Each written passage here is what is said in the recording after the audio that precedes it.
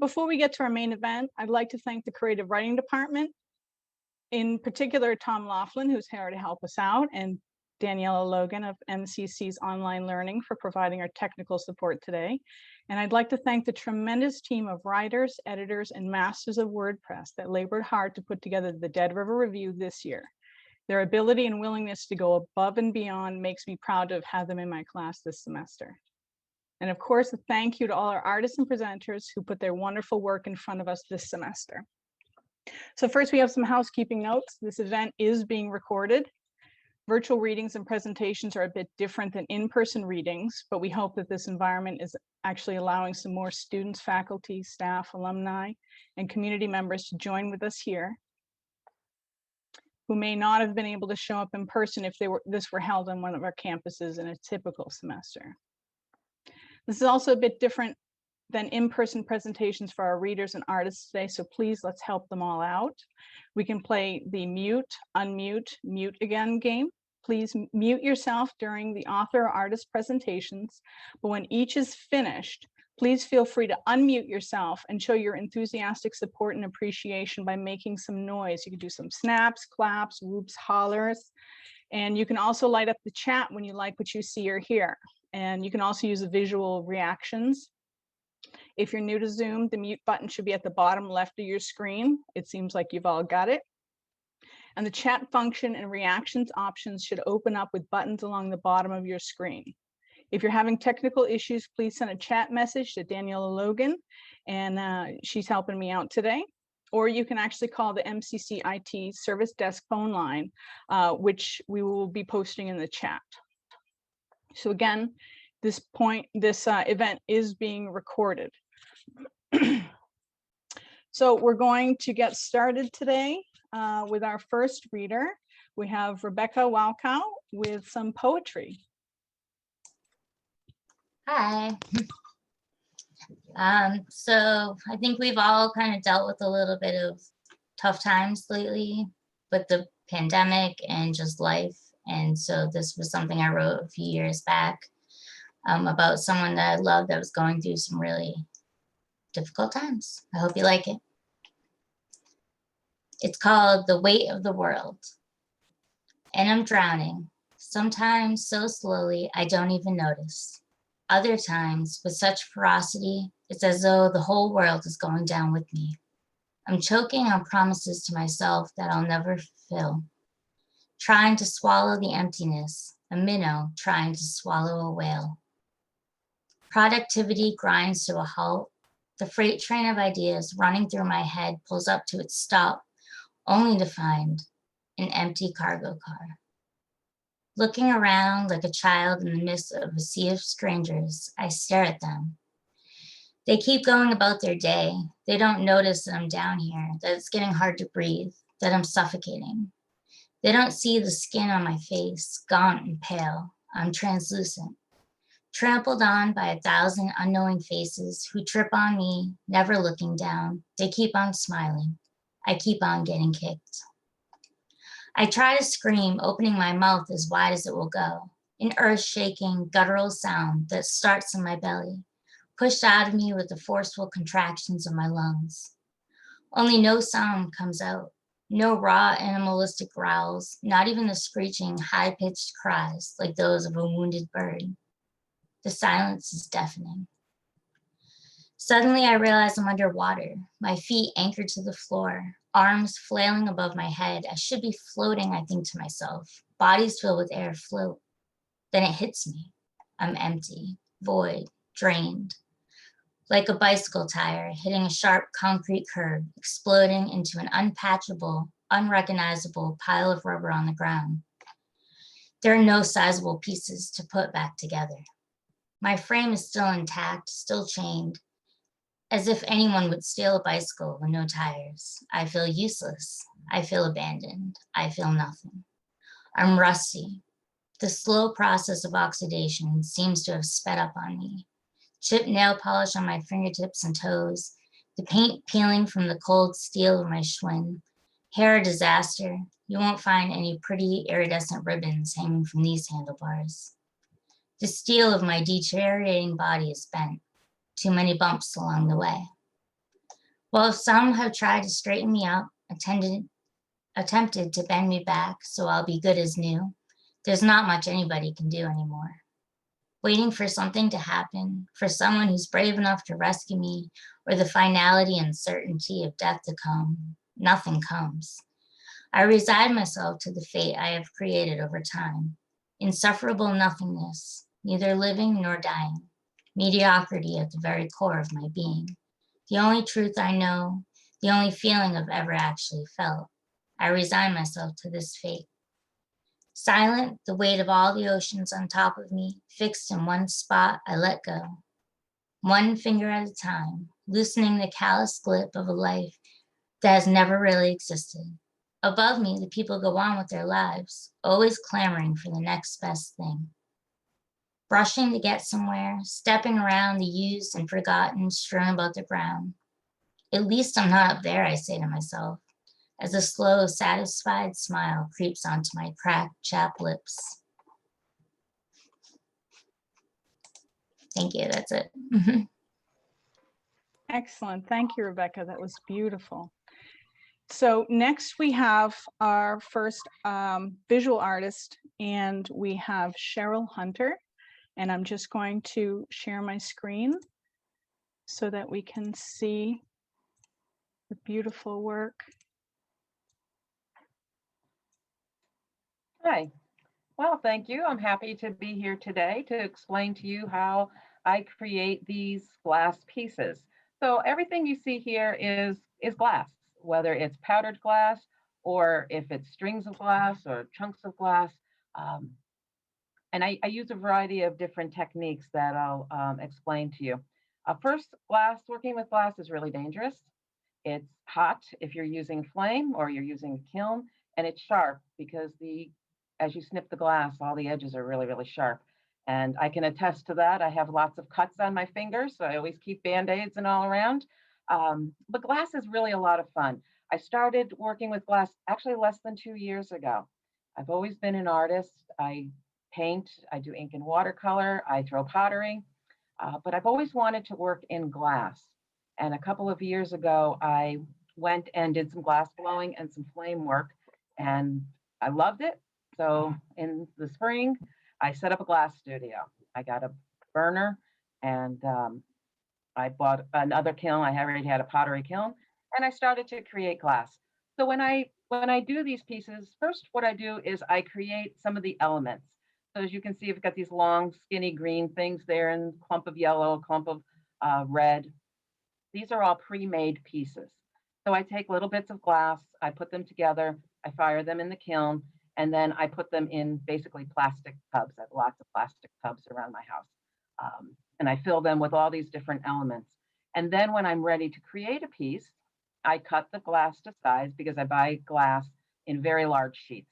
And so I cut them up, and then I start to add the elements. Now, to make it so that the elements stay on, because as you can see, some of these are really thin and small, I use glue. Glue burns off in the kiln. So Elmer's, just plain old Elmer's glue. Put them on. Once I have a nice design, then I fire it in the kiln. Next. There we go. So as you can see, all the designs are different. Every single piece is unique. I actually had a piece break. Someone had ordered a piece and the post office crushed the box, and the person asked me to recreate the exact piece. Not an easy thing to do. I got it close and she was satisfied, but because everything is hand painted, because each of the pieces are put together separately, there's really no way to recreate two pieces exactly the same. So for this piece, this is a wave, and this actually stands up. So there are multiple firings. So each of these little pieces are fired individually. The grass as straight rods that are bent and fired, and then put onto the larger piece. So when I look at the sea turtles and you look at these fish, you know, the other fish on the other one was kind of translucent, that's actually copper. And copper partially burns off in the kiln when it's in a thin sheet. So I cut out a sheet of, cut out a fish out of a sheet of copper, put it on. Part of it disintegrates in the kiln, leaving a translucent fish. These are painted. So I take powdered glass and I mix it with aloe vera gel, just plain basic aloe vera gel, which also burns off in the kiln. And with a paintbrush, I can now paint on the glass. So the sea turtle and the fish are painted. And when the gel fires off, then just the little powdered glass is left. And once I fire this in the kiln, it fires at 1365 degrees. Depending upon how hot you fire the kiln will depend on whether the glass totally fuses. So if you fire it to like 1425 degrees, the glass will totally fuse into one piece and there'll be no texture left. But these are actually textural. So if you ran your hand over it, you would feel the bumps and the ridges of the glass elements. So I fire at 1365. And then when it comes out of the kiln again, I have to put it on a mold. So the mold has to have a separator on it because the glass will stick to the ceramic mold. And you balance it on top of the mold, and then it gets what is called a slump fire, 1250 degrees. So in the kiln, the glass will actually sag and take the shape of the mold. And if you do it too hot, you're going to get the glass, it's going to run because the glass is liquid. And if it's too hot, it's going to overshoot the mold. If it doesn't heat up fast enough, or you don't get it hot enough, it's going to partially go into the mold and crack. So there's a lot of trial and error with glass. And you can see my glass pieces on my website if you're interested, CherylAHunter.com. Thank you. Thank you so much. That's so beautiful. Thank and you. so interesting. Yeah. Okay, so up next we have some poetry by Wyatt Fajowski. Oh, I'm sorry, Cheryl. Let's make some noise for Cheryl, huh? Yes. Thank you. Okay, so we have Wyatt up. Yeah, hello everyone. So these are some haikus I wrote in the last couple months, just kind of about, the state of life and some interesting comparisons between things. So the first one is called The Race, and it goes like this. People at the gym, what might they be running towards? Only treadmills know. And the second one is called Life, which is we are all unknown, variables and problems with no solution. So those are the poems. Thank you. Okay, thank you so much. Let's hear it for Wyatt.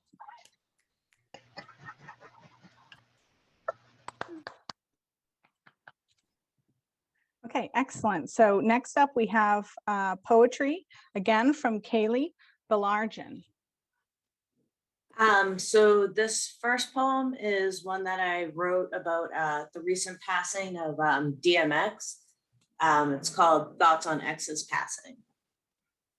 Earl Simmons had finally started to see monarchs again recently. Their absence was his punishment. He had finally done his time. Earl knew why the butterflies hid from him.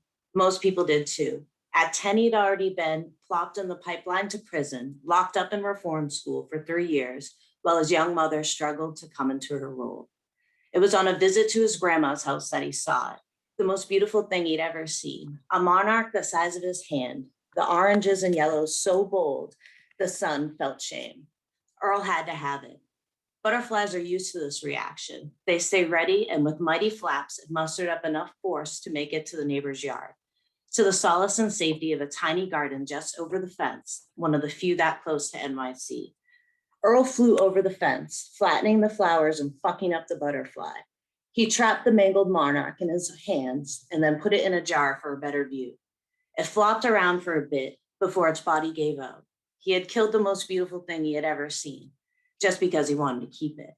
As part of his penance, it would be nearly 40 years before another'd fly by him. We put X on the stage for a better view. With no hype man to rely on, arms extended wide into the heavens, utilizing language to embrace each individual as he soared above the crowd, outlines spotted by eyes as he mimicked the majesty of the monarch's march. X gave us street sermons and club bangers. Patron saint of the have-nots, prophet to the gone-gets, a lyrical delivery so energizing and raw, the sun felt shame. X broke at a time when we openly rewarded men for their dysfunction and celebrated their violence. I can't be mad at him for his mistakes because he was often careful not to glamorize the grits and made me dance. X shared both his apologies to God and his deals with the devil. He believed his depression was a blessing and a curse, and that gave meaning to my own suffering as a preteen, aware that something was amiss, but unable to properly aim my aggression yet. X was a great man, not a good man, but that's more than most. With a literal bark, he gave voice to the disenfranchised. With a rally cry of ride or die, he laid out a law of loyalty learned from decades of dealing with dogs. So what does it mean for someone like me, if not even he could make it out alive? You deserved much more than us just looking at you in the end, Earl. What will our penance be? This next poem is a poem about my travels cross country and just some thoughts I had when I was in Vegas. It's called Cursed Soil. Last time I was in Vegas was a month after the Route 91 shooting. There were more cops than people, more crosses than tourists, more guns than buffets. Meandering past the Mandalay, I caught a glimpse of the Statue of Liberty. I happened to be in New York the day Jam Master Jay died. Grown folks with ghetto blasters, gathering in groups, crying along the classic cuts, wondering what the fuck. Another personal stab to a state still in shock. Back on the strip, all the pigs with extra pistols were supposed to make me feel safe, but I decided to go back to my room, to where the parking lot pot dealer will whistle if there's danger. I was grateful Vegas was more tasteful than Boston right after the Marathon Monday. AK-47s hung around every badge's neck like participation medals. I always stay at a motel where Tropicana and Cobell Street meet, where Tupac got shot. He died 6 days later. It's just coincidence I stay there. His murder coverage is one of my clearest childhood memories. On stolen land, there isn't a single spot to stand where someone hasn't been slaughtered. Thank you. Thank you, Kaylee. Wonderful. Okay, so up next, we have some more art by Nancy Hutchins.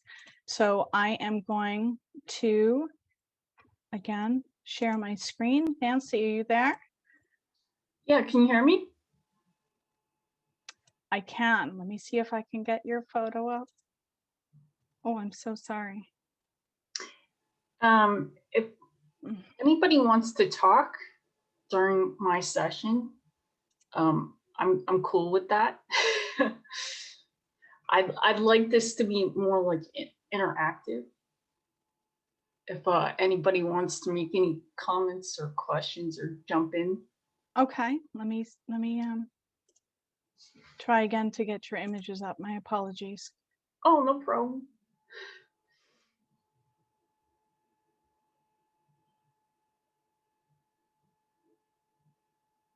Okay, here we go with another screen share. Okay.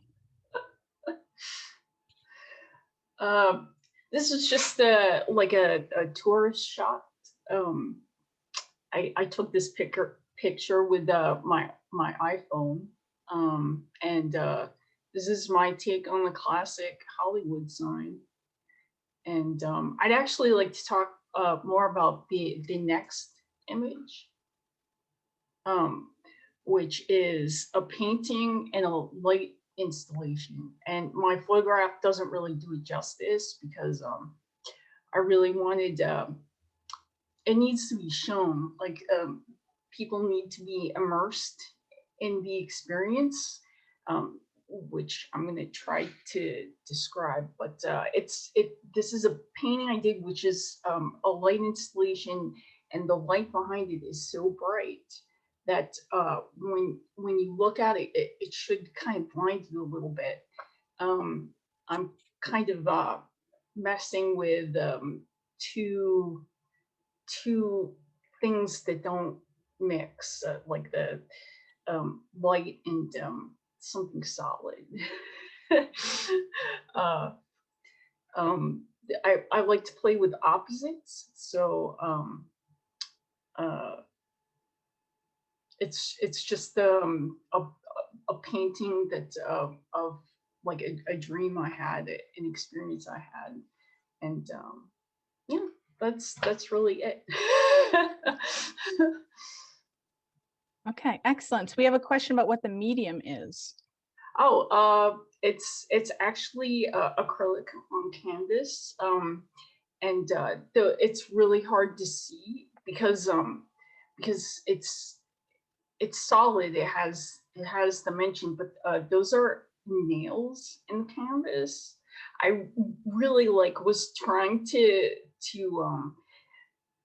create this vision, and so I didn't know exactly what to use, and so those were initially nails in canvas because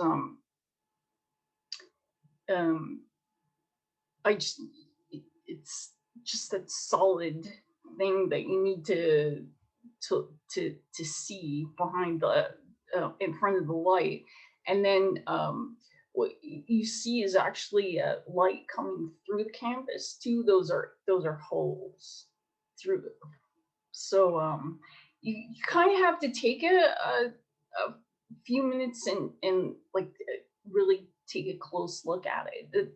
That's I guess what I mean when I say it's immersive.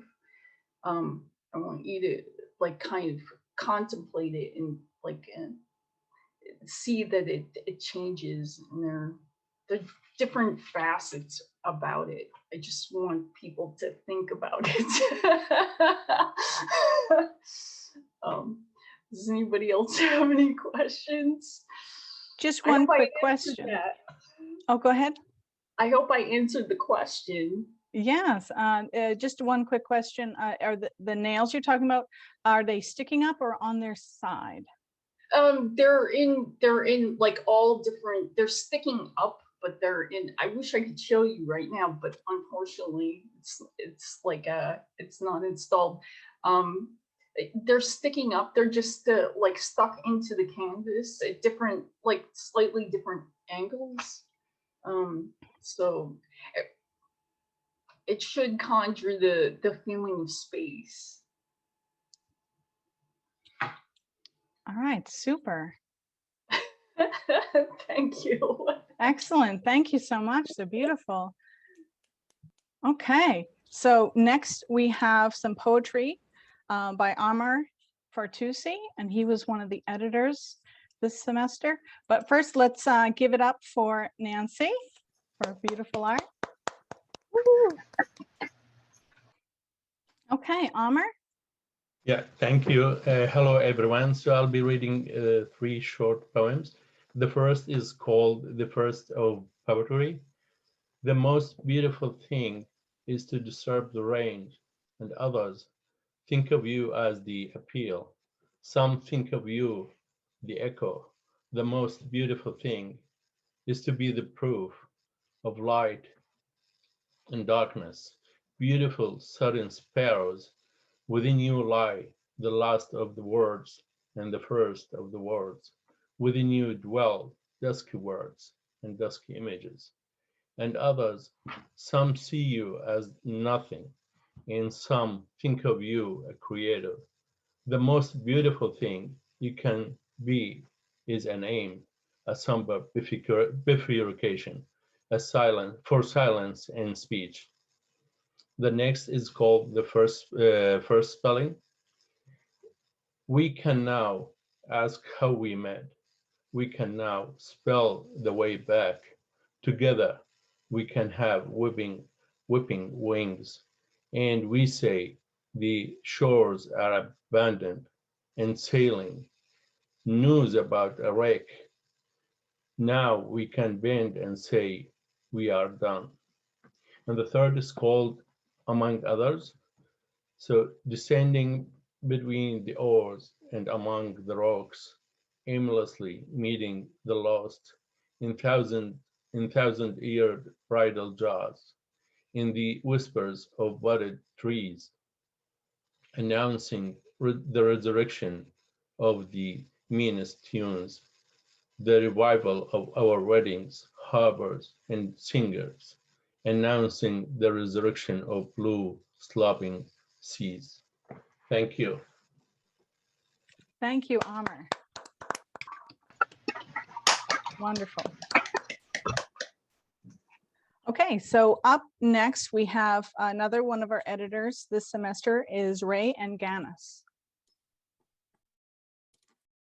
Oh, so I have a short story that I wrote and published in the magazine, and it's called The Conduit. Neon lights stretched out for all eternity, and the great hollow conduit ran in a ring around the cosmic city. Marina reached out with her hydraulic appendages and dragged herself further and further into the unending cylindrical corridor. Each pulsing, wall-mounted cable full of glowing liquid bathed her home in a different color of neon light, and scanners on Marina's body ensured the cable's integrity as she made her rounds. Billions of Terrans slept in their pods as a skeleton crew of millions kept the city in order. They were sorted by age, with the oldest set near the deck zero of the city. The pods of humanity's youngest suspended hundreds of meters above the conduit, relative to the gravitational force exerted upon Marina. Motorized rail systems shuffled the pods according to the will of the city's gods, waking those that needed to be brought back to life and reshelving those who needed to be put to sleep again. Even those sleepers needed caretakers, pairs of watchful eyes, and so Marina lent two of her own. She watched them slumber through the thick silicon walls of the conduit, only waking when the powers that be decided it was time. Model number 3 was painted in red on Marina's alloy thorax, and her steel body's industrial black and yellow color scheme brought attention to all of the identifying marks she had been given. Her 8 hydraulic-driven legs anchored her stably at the center point of the conduit, and she ran her 2 arms carefully over the delicate machinery that her creators had tasked her with maintaining. Up ahead was a red light that signified a leak in the cable. Do not worry, she thought. No reaction will take place. There was no air in this conduit, nothing but pure helium gas. Any leak or release of substance from the pipelines and cables would be suppressed by the gas, safeguarding the surrounding systems. She scanned the thousands of cryosleep modules that surrounded the conduit and ensured the occupants still thrived. All the data flowing through her system was enough to fill entire groups of storage networks, but Marina's creators had prepared her for such processing operations. No outside systems contributed to her power supply. The continually refilling battery cells at her core would last for eons. The whole city could disintegrate and she would simply float through space until the gravity of some celestial being dragged her to its surface. Her processors whirred as she checked the status of those under her care. As quickly as it was cached, analyzed, and sent out to other networks, the data was deleted. So many names, bios, medical charts, and government identification photos flooded through her as her hydraulic legs pressed onward at their slow, methodical pace. Schedules were written in stone aboard the great celestial city, with no exceptions made. A certain number of human beings were released from their state of suspended animation every time the population of the previous generation grew sparse. Reproduction was only permitted when the new cryosleep chambers opened up. To all those who demanded that they be given the same rights that they had on Earth, administration replied that salvation was never meant to be a total state of freedom. Every human being was given the opportunity to survive the dying of the stars. For those who valued their freedom over their lives, they were given the option of staying back on Earth. Marina often wondered what their final days would look like. She had made the trip around the Great Conduit over 700 times since her creation, and the planet called Earth had frozen before she fully walked the route for the first time. If years were still a relevant means of measuring one's length of existence, she calculated herself to be 47 years old. Old, she mused. Humans in these pods are old. That man is 132 years old, but he is given the designation of 85 years old. He witnessed the dying of Earth's sun at the age of 35. One's cryosleep age was never discussed among the humans. They preferred to speak only of the years they experienced. And so what of circadian sleep, she wondered. Suspended animation was not permanent. It greatly prolonged the lifespan of organic life forms, but eventually their bodies would give out despite the cryogenic processes that sustained them. They age in their sleep. What a frightening idea to be made of flesh and bone. She continued her scans as she approached the ruptured cables ahead. That's a short excerpt of it. There's a couple more pages up on the site. Thank you very much. Thank you, Ray. Wonderful. Okay, next I'm going to share my screen so that we can see some art, a comic by Bronwyn Olson. Thank you so much. So this is a 4-page comic project that I made as part of a course I'm taking this semester about graphic novels. This comic is called The Child. And I was inspired in making this story by classic fairy tales, where there's a trope of an elderly or childless couple discovering an abandoned baby in the wilderness. And while the stories usually focus on the child, I wanted to put a spotlight on the experiences of the parent instead. So this first page is composed of 5 panels, and they depict the initial discovery of the baby by a woodcutter. The top 3 panels are really one picture with 2 lines in between called gutter space. And that separates this single moment into 3 parts. So the man is walking across the first 2 panels, but he's not shown in the third. And that's meant to symbolize that the family in the story has 2 people, the adults, but they're lacking a child to complete them. And the diagonal gutter space in the middle of the page is meant to create a sense of surprise and suddenness to show the woodcutter's emotions. And the large letters of the child's crying break the boundaries of the panels. They break into that gutter space. And that represents how immediate and loud it seems to him as he stumbles upon the baby.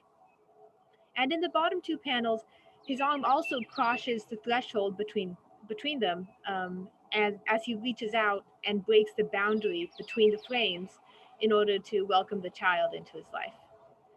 Next.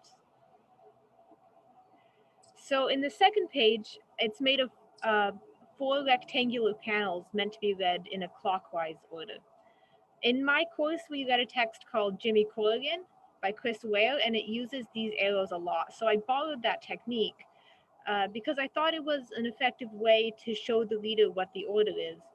And I thought this page was potentially a source of confusion. So the woodcutter picks up and carries the child, then he knocks on the door of the house, his wife opens the door, and then the last panel is a close-up of her shocked expression. And I wanted multiple smaller panels instead of just a few larger ones in order to create a sense of the importance of these moments and to slow down the passage of time for the reader and focus on the details. And I want to talk a little about the use of color throughout this comic. So the grayscale background conveys the dreariness that the parents feel, the sense that they're missing something. The man's in pink because it's very bold and vibrant. The woman is blue, which symbolizes her sadness. And the child is in yellow. And that represents gold, which is precious. But it's also because pink, yellow, and blue are really close to the primary triad of red, yellow, and blue. And I wanted the colors to fit together to show how well these family members complement each other. And the only colors on the parents, other than the blue and pink, are the yellow wedding rings, which match the child. And you'll notice also there's a small yellow rectangle in the center. So this rectangle represents how the child's entered their lives and is now sort of at the center of their family. Next. So this third page is 2 panels, and it shows the couple looking down at the child in a cradle. The absence of speech in the first 2 pages is deliberate because I wanted the focus to be on the action rather than on the words. And I felt the picture delivered a more complete story than anything they could say. I tried to minimize my use of text because I wanted it to be mostly visual, but I do think a certain amount of words are necessary. So here, the woman is asking really, and I wanted to bring in that speech to convey their thoughts and kind of hint at the fact that they had been wanting a child for a long time. And this page is also nicely symmetrical, and this second panel is the first time that they're all shown together in the same frame. So they're kind of coming together as a family. Next. This is the 4th and final page in the comic. It's very simple. It's just one panel showing the couple embracing with the child in the middle. They're all solid flat colors because I wanted this panel to be really simple and striking and have an impact on the reader. It takes up the whole page in order to convey the weight and the emotion of this moment. It's a momentous change in their lives, and they finally feel whole and complete, and they're united. You know, the colors just are right next to each other without any breaks in between. It's also the only page without any gray in it. It's just pure white in the background, and it's the only one without any lettering of any kind. So this is meant to be a final conclusion to this little episode of their lives. Thank you very much. All right, thank you very much, Bronwyn. Lovely.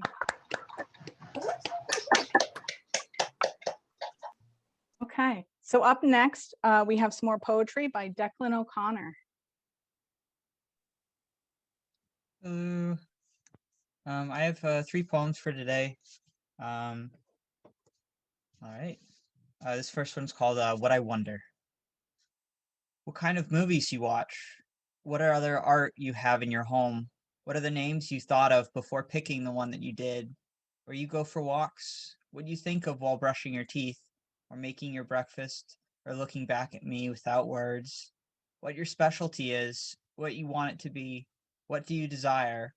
What you talk of the most, and what you look like when you do. Endless wonders, so many about you.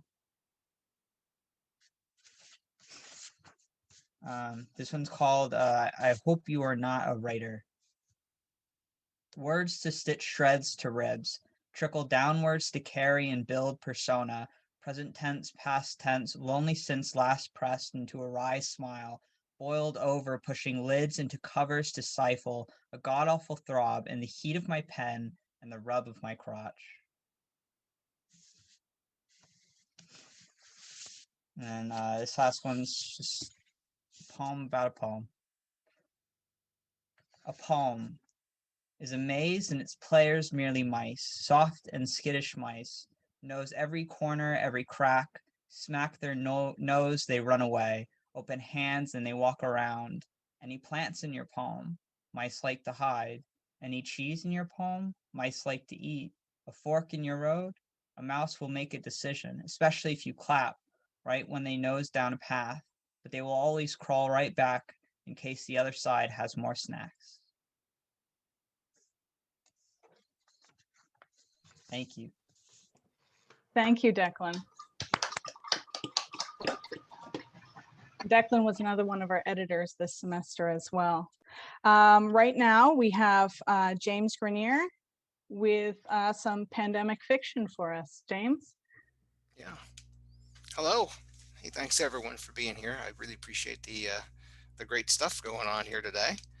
And the story's already up, so I'm only going to read a part of it because we've got our limit for 6 minutes, which I will definitely respect. So what you can check it out afterwards if you want to. What you do need to know about the thing, other than I'm getting some feedback. Hold on. How's that? Any better? Okay. What you do need to know about the story is that it is a pandemic piece that takes place about 3 months ago, probably 2 or 3 months. In a city very like Lowell or like the Waltham I grew up in, which was very working class, and that I wrote it for you all because it was meant specifically to be a part of this. So, the pandemic artist. The neighbors have gotten really strange since the pandemic started.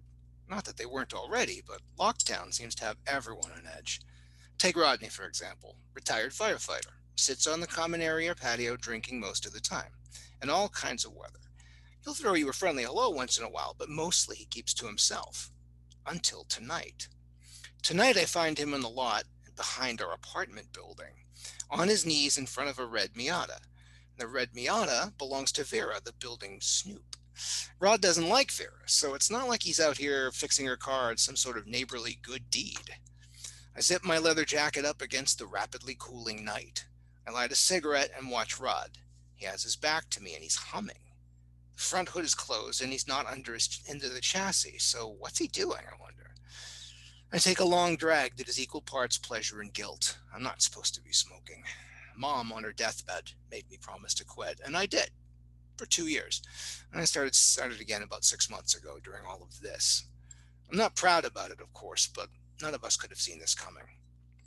I take a quick glance up to the 3rd floor apartment window. I don't want the kids to know.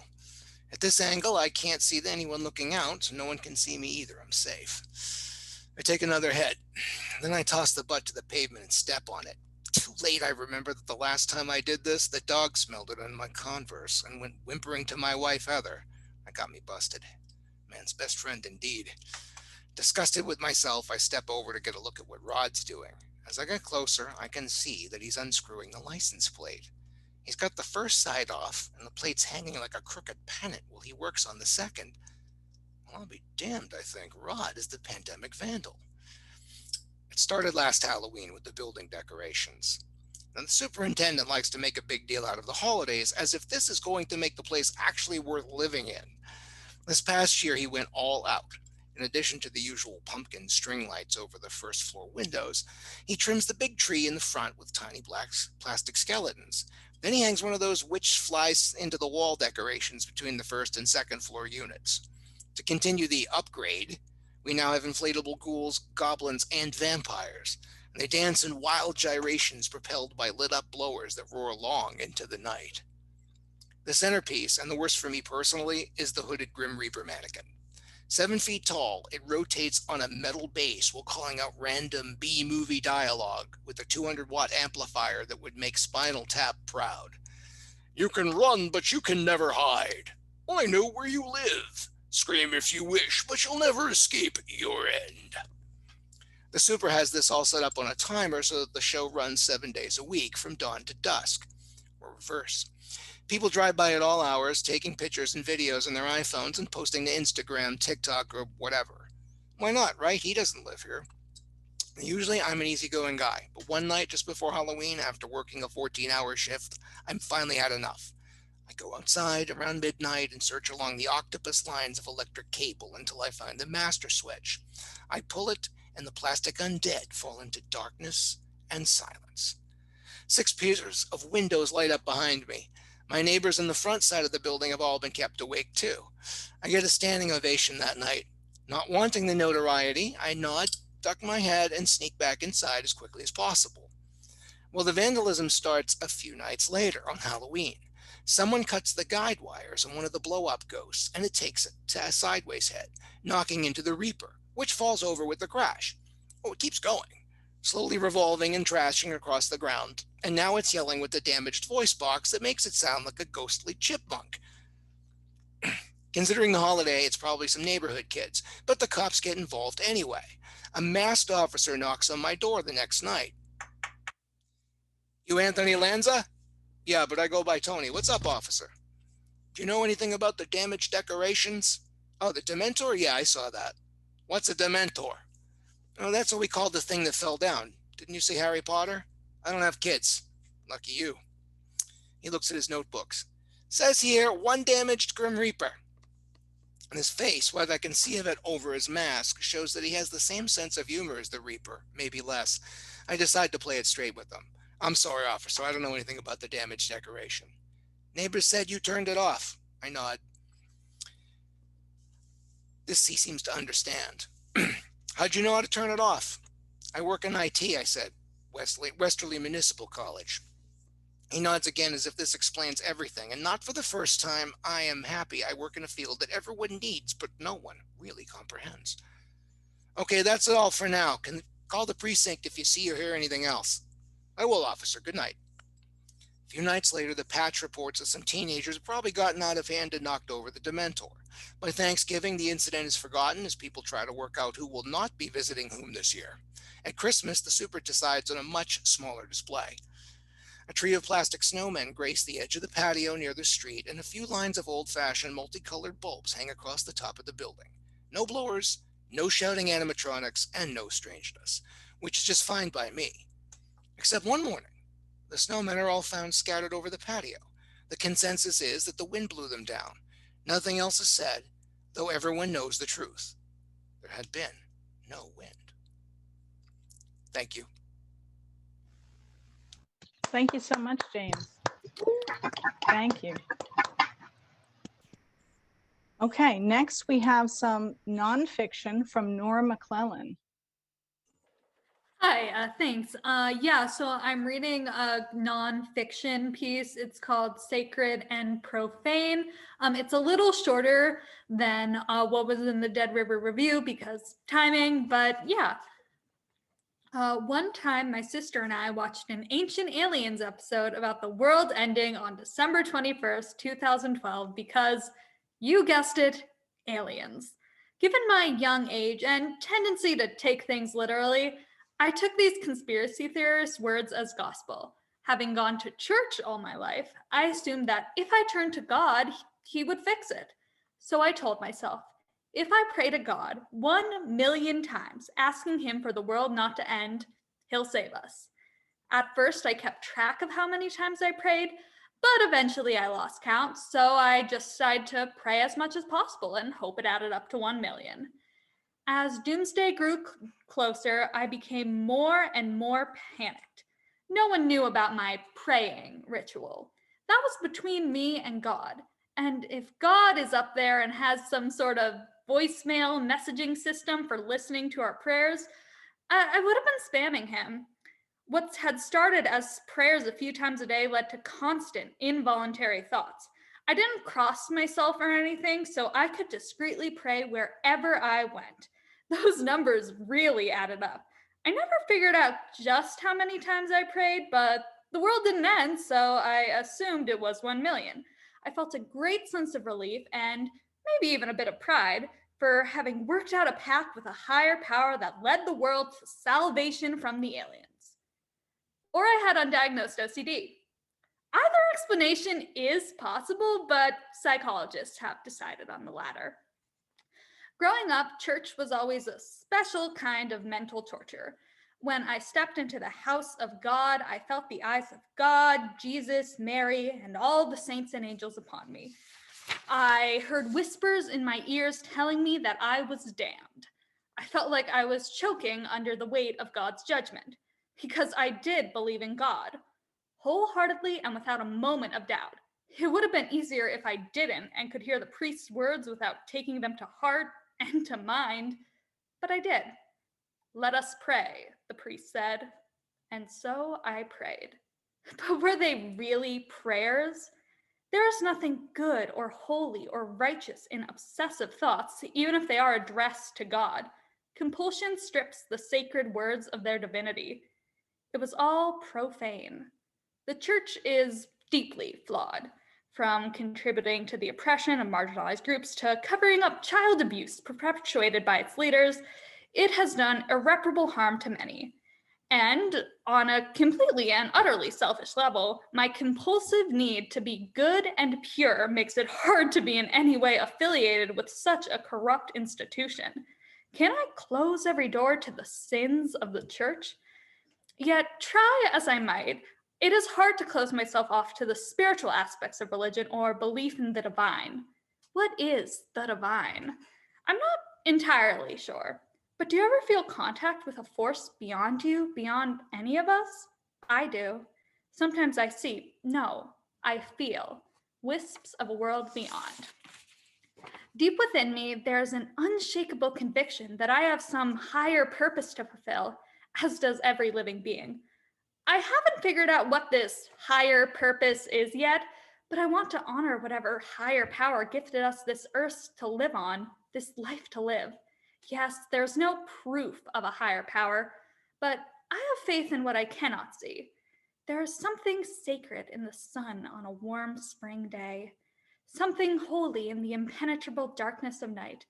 And while my faith is nebulous, I know that in the galaxy of the universe's deeper meaning, love shines its light like a star. This is the kind of spirituality I'm trying to cultivate in my life. While praying still carries so much baggage for me, I'm learning what it truly means to address God. One quote from Anne of Green Gables by L.M. Montgomery comes to mind. Why must people kneel down to pray? If I really want to pray, I'll tell you what I do. I go out into a great big field all alone or in the deep, deep woods, and I look up into the sky, up, up, up, into that lovely blue sky that looks as if there was no end to its blueness. And then I just feel a prayer.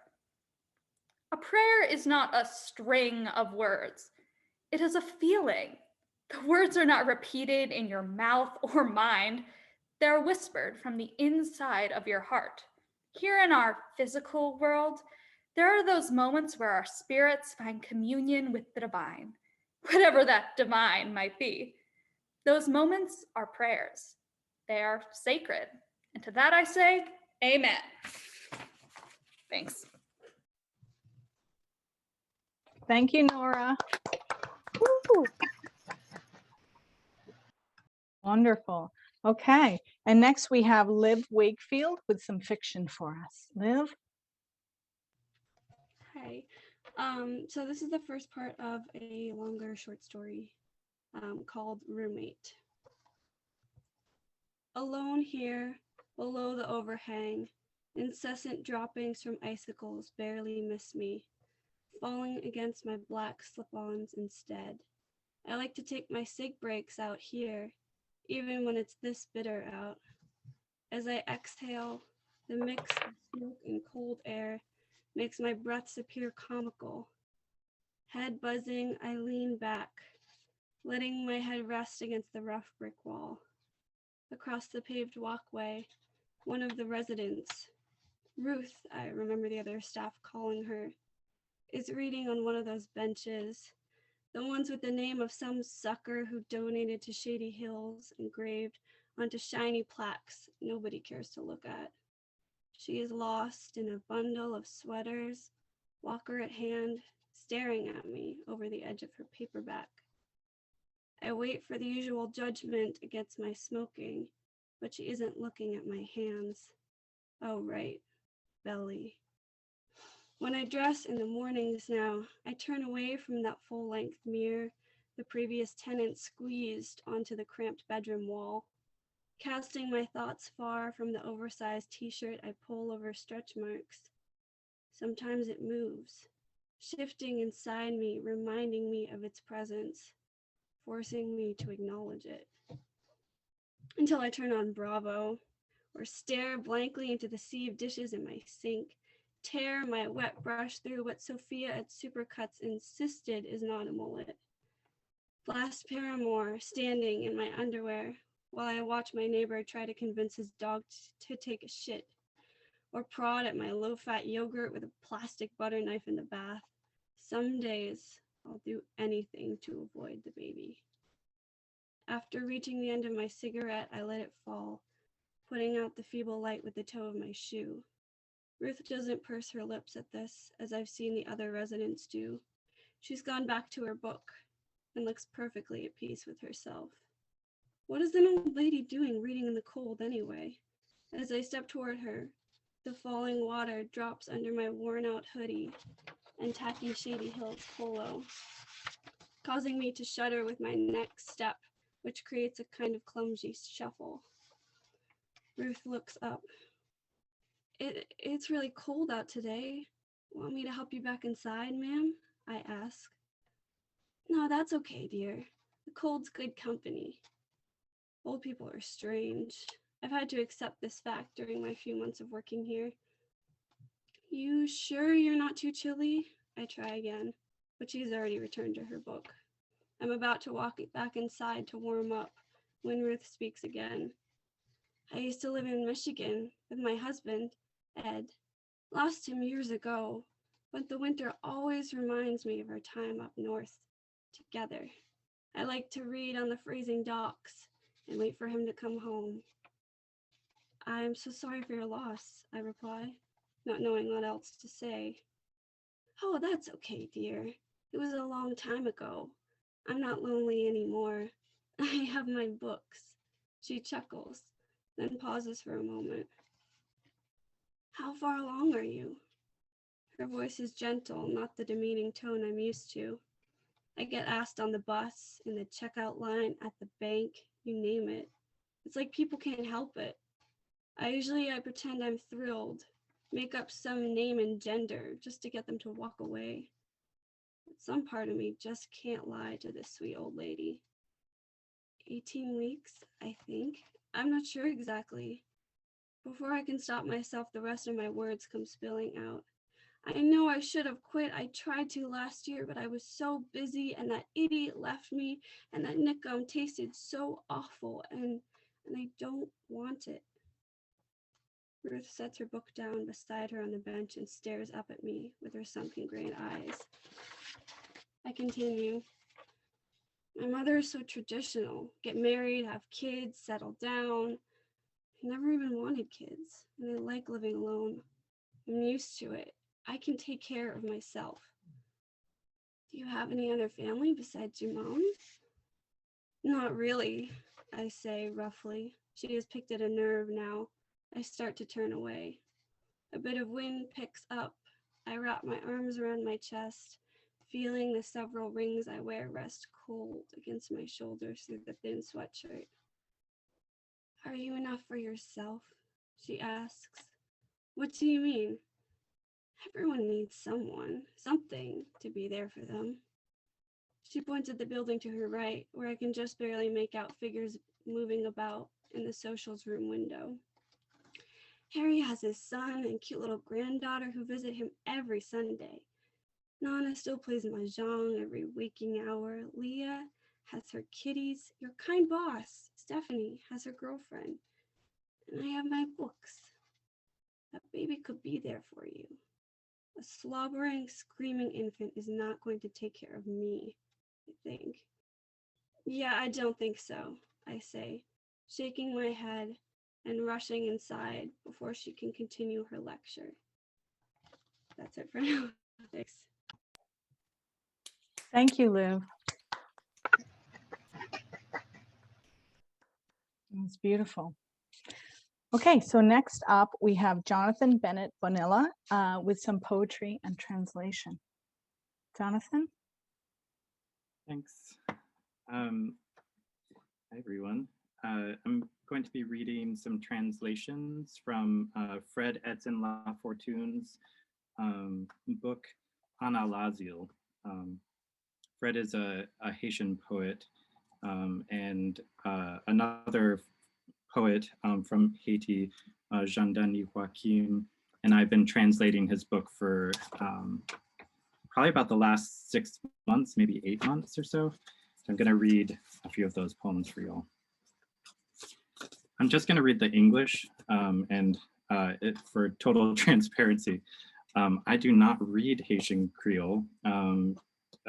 So my part in this translation team is just as a poet working with Jean-Denis.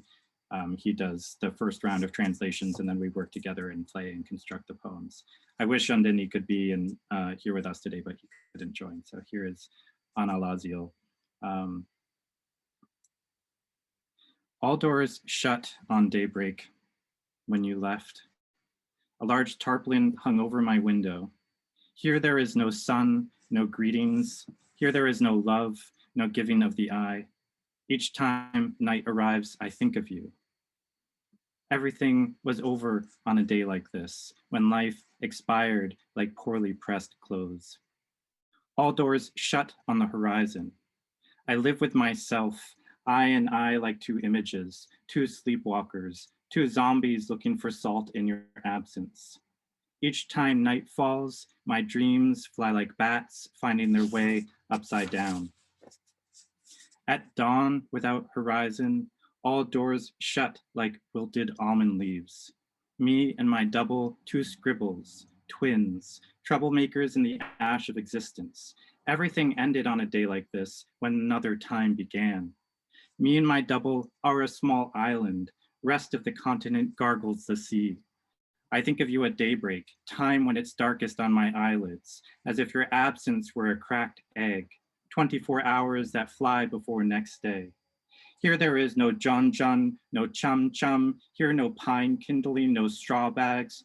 All doors are a train that does not stop, an unpaid debt, as if all pregnant women miscarry when life inhales the scent of death. Home never leaves me, home under my pillow, home a vast yard with grenadine, pink laurels and Mon Ben Bata, grapefruit and Leon Panier, home a small fountain, a rocking chair, mango branch for love's rendezvous. Home never leaves me. I and my double are from there. There I and my double live. All doors shut on the horizon when you left. White tarpaulin draped over my heart's surface. Street cold as death. A gray butterfly appears. News of this broke in an instant. All the lights are off. Every musical note a silence. A poem poorly written. Here there is no praying, no drumming. Each time night comes, I think of you. I wish to see you beside me, next to me, holding me tight, looking in my eyes, telling me no lies. I want you to be my friend, eat a knot of sugarcane with you. I want you to hold me, to take you home, like hummingbirds on hibiscus, like insignificant vessels taking over the sea. Let's go to Lazio, darling. Let's go enjoy life's pleasures. See a great many dreams ripening on the banks of the Sepon River. We'll mount life alongside the main road. We'll look it in the eye. We won't talk. We won't speak a word. We won't do a thing. Let's go to Lazio, darling. We'll climb Mount Oko, pretend that all is well. We'll make river water sing, spray water angels, draw veve. We'll dance the marinette, shape shift into werewolves, hold back rain at the slip edge to sneak up on the night. Let's go to Lazio, darling. The parade of stars will soon begin. Grandma Milo's house is a sanctuary. Please come with me. We'll roll the hoop, drink coconut water. We'll run very far like daring children do, seeking love in the attics of houses. We'll use the pickaxe to turn the soil. We'll carry water to shower the bare chest of the sun. Let's go quickly. We'll tell riddles, play hopscotch, we'll tell riddles, play hopscotch with Flé d'Isée to evade the day. We'll play tag with thunderstorms. We'll nurse dreams and weigh coffee. We'll plant lima beans, daydream. We'll go far away behind a bush of poems, like two fools throwing stones to shatter love's crown. Let's go to Lazio, darling. Lazio, my mother's home city, where children trade dreams with dawn to trap the moon. Since the beginning of time, mesquite trees grow along the roadside there to welcome the queen. Lazio, city of the sun, there I keep my childhood memories. There I conceal the secret of my folly. Meanwhile, on the other side of the sea, a canoe capsizes there. Your body is rooted in my spirit like a crystal ball. Your petticoat, the veil that covers the jaws of night. Your mouth, a govie that holds all my pleasure. Your beauty fractures the bones of my skull. My shadow with your shadow, outstretched naked on the peak of Raphael Hill. I want to know, why do I love you? Why is the moon's night's umbilical cord? Why is the moon the night's umbilical cord? I want to know, where is your home when your voice is lost in the guts of the sea? My dreams are shattered into tiny pieces like stardust that the wind blows away. Your dreams and mine are inseparable, the magic of whips herding cattle on the other side of the pond. When songs, the color of love, resemble gourd bowls placed at the crossroads. When drum beats which bind dreams encircle our sleep in the middle of the day, let's go to Lazio, darling. When the songs, the color of love, sustain each heartbeat, getting soaked in the rain. When words, the pleasure of our tongue, drag 3 suspension points through memory's notebook, let's go to Lazio. Thank you. Thank you so much, Jonathan. Well done. Okay, up next, we have our last bit of art by Jessie Paleologos. I'm going to share my screen so we can see the lovely art. Hello, I'm Jessie. Thank you for having me. So I've been painting and drawing for about 1.5 years now. Let me take this out. And I'm still experimenting with things, but I mostly do florals and portraits. So This one is one of my more recent paintings that I've done. And what inspired me was the colors for my color scheme, because I wanted to try to work with complementary colors, which this isn't quite, but the background with the blues and the orange flowers was nice for spring coming up, especially seeing as it's been pretty cold for spring. So I thought this would brighten it up. This technique definitely got me out of my comfort zone. Not that it's abstract, because it's absolutely not abstract, but I definitely like to plan things a lot more. So this forced me to loosen up a little bit. So thank you in the chat, by the way. Okay, so next, please. Okay, so this is my first ever painting, actually, when I started about a year and a half ago. Oh my God, that's so sweet. Thank you. And the inspiration for this was just to stay busy doing something positive and creative. It was when COVID kind of started and I was just really working and staying home. And so this was when I started. And I realized that I actually had a real joy for painting, not just doing it to stay busy. And yeah, so that's this one. Next. Okay, so, oh, the comments are so sweet. I'm sorry, it means so much. Okay, so I come from a rock and roll family. Thank you. And my brother and my dad are insane guitarists. I actually did this for my dad because I'm just really lucky to have him. I'm lucky to have my whole family. I really lucked out with them. But so this is a Led Zeppelin. I did this completely in graphite. And the two Johns were like the easiest ones to do. Jimmy Page and Robert Plant gave me a run for my money, but yeah, it was really difficult because this is kind of when I started doing portraits. I had only done one. I don't know if any of you are familiar with Mac Miller. He was the first portrait I had ever done. And then I was happy with how it came out, so I wanted to challenge myself, but doing 4 faces is definitely a challenge. Just lining up spacing was a lot more difficult than I thought it would be. But I ended up being pretty happy with it. And yeah, so next. And then this is the last piece I have. This is when I started doing oil paintings, which I really want to do more of. I work mostly with acrylic. And sorry, I keep on reading the comments. So like, people are just so sweet. Thank you so much to anyone commenting to me. But so I just want to work with oils. I really want to start doing portraits more, even though I started with floral paintings. And I love the way that oils blend so smoothly and it buys you so much time to fix things and go back. When you work with acrylic, it's almost like instantly you put the paint down and then it's kind of where it is. It dries so quickly. But yeah, so that's what I did for this. Thank you. Yeah. If anyone has any questions or anything. I think I'm talking fast. Just but sorry, I'm like reading through the comments to see if anyone had any questions about anything. Yeah, graphite can be really messy.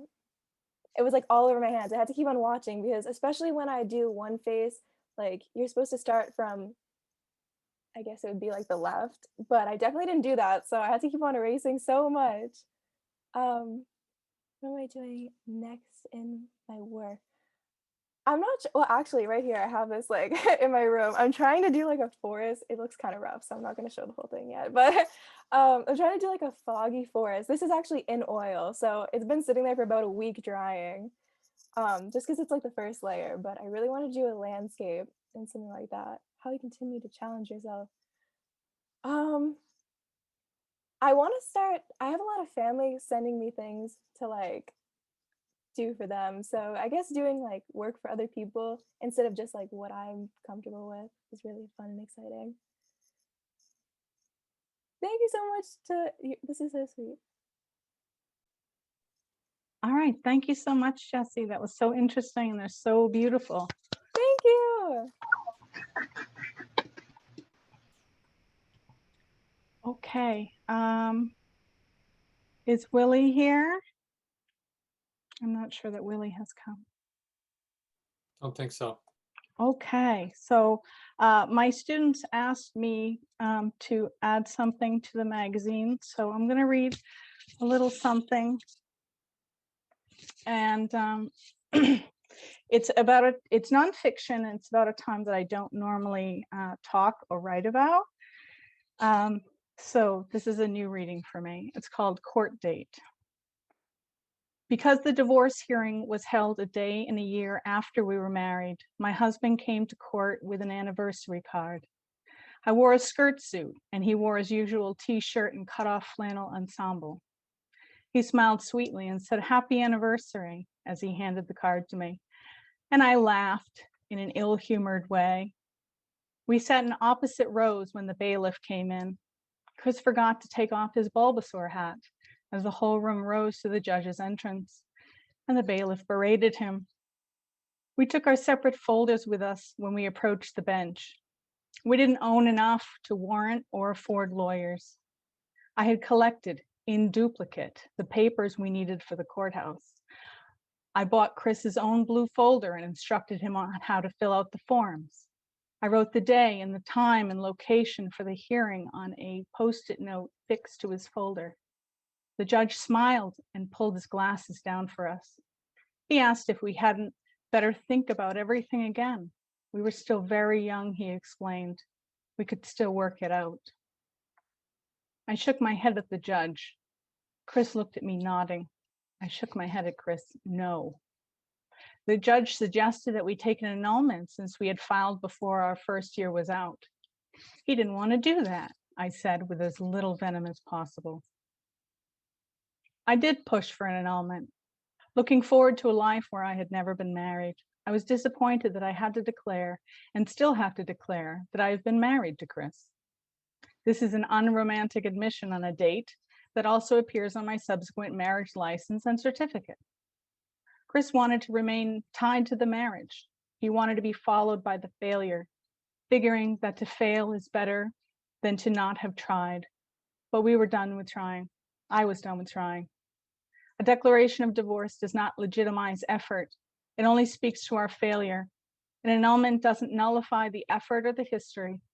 It only expunges the public record. It only releases people from the stigma of having failed and from the social and religious implications of this failure. We had indeed failed, and it was a failure of both parties. But I didn't want to be a divorcee at 20. I wanted to be single again. I wanted a clean title. Putting his hand out, the judge asked for my documents. I handed him my folder. It was yellow.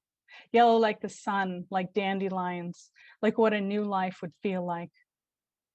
I was driven to meticulousness in preparation for this hearing. The marriage had been a legally binding mistake. I could unbind it with money, paper, and grit. So on March 26th, all correlated and paper clipped, all dressed in my skirt suit with the leopard lapels, I stood before the judge, wishing I had never been at the altar, but proud of myself for stepping up to this bench. The judge flipped through my paperwork with his fingers and pulled the papers out and laid them down in front of him. The judge put his hand towards Chris. Chris took his papers out of his folder. He put them into the judge's hands. The man flipped them twice. He frowned as he began to understand a small part of why I was there. "These are blank," he said. Just as I had relied on thoroughness to pull me out, Chris had leaned upon carelessness to lock me in. The judge looked at Chris. They both looked at me, and I began to stammer. I was afraid he had won, that we had to come back, that I would stay married for even a day longer. I tried to explain the effort I had put into the folders, the copies, the memos, and the calls, reminding him of the hearing. The judge stacked our papers and folders and handed them all to Chris. He gave Chris a pen. He pointed off to our left. "You sit over there and copy off her papers." Chris took the stack and the pen and walked to the left. Here was the last time he piggybacked off my efforts. The judge called after him, "And don't forget to put your own name on them." Not including the folders, This freedom costs $175. Of course, Chris never paid his share. Okay, thank you. Thank you. I'm going to turn this over right now to Dean Olson, who has prepared something for us. I don't know if to say I prepared something for us might be an overstatement, but I did want the opportunity to say to everybody who's come to attend the Dead River Review release party today, just to acknowledge the really moving pieces. We've heard everything, sort of every range of emotion. We've seen some fantastic visual arts, and I'm blown away by the way people have sort of opened themselves up to express this creativity and to, you know, whether it be in the form of some of the prose that we've heard, or the poetry, or the visual works, to really share of themselves and to sort of add beauty into our lives this way. So the Dead River Review has been in existence now for, I'm going to say 5 years or so, and it just seems to get better every time. Katie, I think you've shown incredible leadership, and the whole creative writing program has used this as a platform for the arts at the college. And I'm going to encourage everybody to read through this digital magazine, because I think it really represents some of the best that Middlesex has to offer. So I want to thank everybody for being here, for being part of this effort, and for keeping the arts so alive at our college, especially during this really rough time that we've been going through this past year. That's all I got. Thank you so much, Dean Olson. I appreciate it. So I want to thank everybody for being here. And I'd like you to unmute yourselves now and help me show one more moment of appreciation for our wonderful, creative, and generous contributors to the Dead River Review.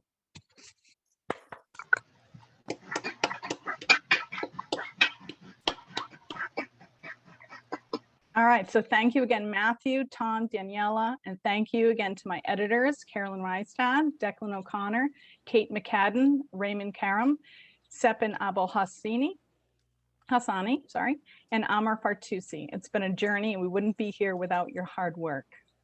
We hope you enjoy reading the Dead River Review, and I want to ask you to please bookmark the site and the creative writing at MCC website, where you'll soon find recordings of this and other past events, as well as fall 2021 semester events.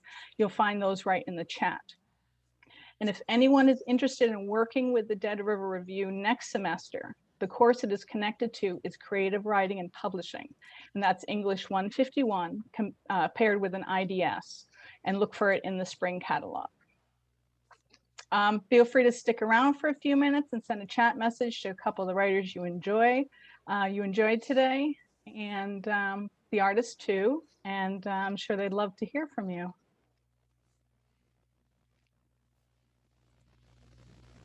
Great work.